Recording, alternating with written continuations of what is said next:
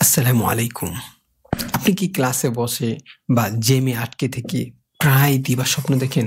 হয়তো ভাবছেন আপনি সিইও হয়েছেন, বিশ্ব ভ্রমণ করেছেন। সবাই বলে স্বপ্ন দেখা বন্ধ করো, বাস্তবে এসো। কিন্তু যদি বলি আপনার এই স্বপ্নগুলো শুধুই কল্পনা না, এগুলো আসলে আপনার ফিউচারের মুভি ট্রেলার। আজ আমরা জানবো কেন আপনার মনে অদ্ভুত সব বড় বড় স্বপ্ন আসে এবং এর সাথে মহাবিশ্বের কানেকশনটা কি।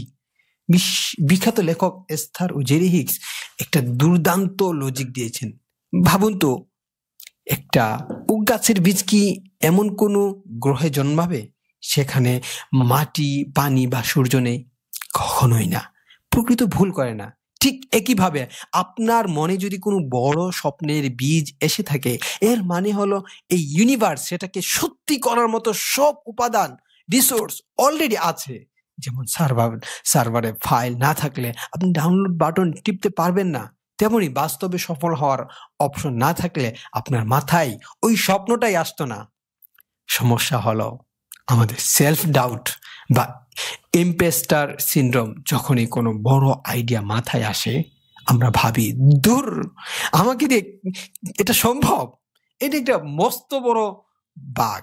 লজিক্যালি ভাবুন, যদি জিনিসটা আপনার জন্য ইম্পসিবল হতো, তাহলে মহাবিশ্ব কেন আপনার মাথায় এই আইডিয়াটা দিয়ে আপনাকে প্রেং করবে? আপনার স্বপ্নটাই হলো প্রথম প্রমাণ, প্রুফ অফ কনসেপ্ট যে এটা অ্যাচিভ করা সম্ভব। প্রিয় ভাই, এমাজিং ব্যাপার হলো ইসলাম এই সাইকোলজিটাকেই ইলহাম এবং দোয়ার কনসেপ্ট দিয়ে ব্যাখ্যা করেছে। ইসলাম বলে আপনি চাইলেই দোয়া করতে পারেন না, দোয়া করার তৌফিকটাও আল্লাহর পক্ষ থেকে আসে। স্কলাররা বলেন, যখন আল্লাহ কোনো বান্দাকে কিছু দিতে চান, তখনই তিনি বান্দার মনে সেটা চাওয়ার ইচ্ছা জাগিয়ে দেন। অর্থাৎ আপনার মন যে বড় স্বপ্নটা এসেছে, সেটা আসলে আল্লাহর পাঠানো একটা নোটিফিকেশন বা ইনভাইটেশন কার্ড। তিনি বলছেন, বান্দা আমার কাছে চাও, আমি দেওয়ার জন্য রেডি আছি। অনেকে ভাবেন, এত বড় জিনিস চাইবো, আল্লাহ কি দেবেন? শুনুন এই পাওয়ারফুল হাদিসে কুদসিটা।